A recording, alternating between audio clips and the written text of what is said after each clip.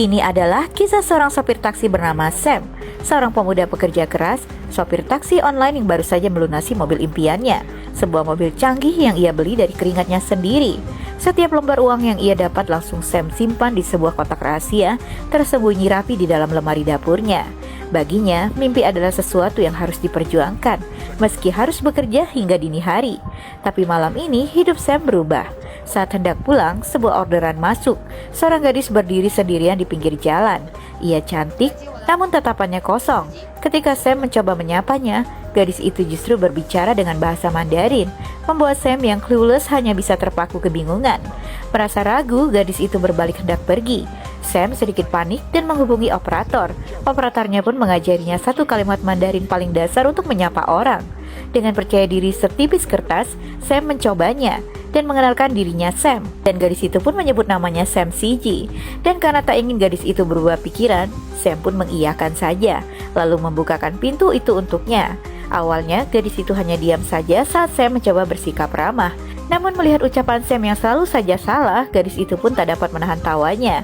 Hingga perjalanan yang tadinya canggung, kini berubah menjadi sedikit hangat.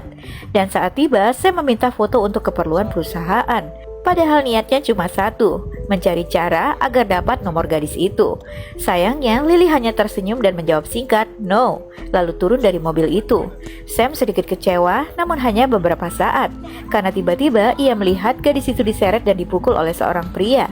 Tanpa pikir panjang, Sam pun berlari keluar, menarik Lily dan membawanya kabur ke dalam mobilnya. Namun bukannya tenang, Lily justru berteriak ketakutan, memohon agar Sam mengembalikannya ke tempat tadi.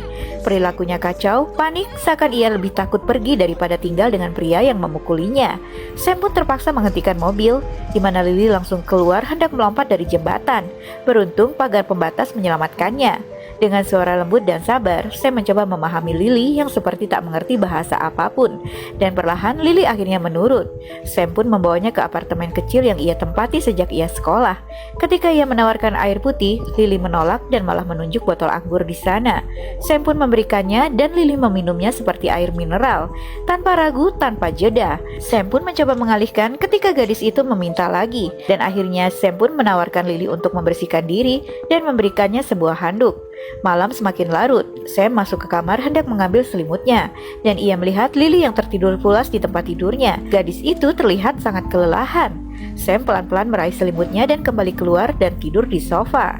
Tapi ia tak tahu jika itu adalah awal dari sesuatu yang jauh lebih besar daripada sekedar menolong seorang penumpang. Lalu apa yang akan terjadi selanjutnya, guys?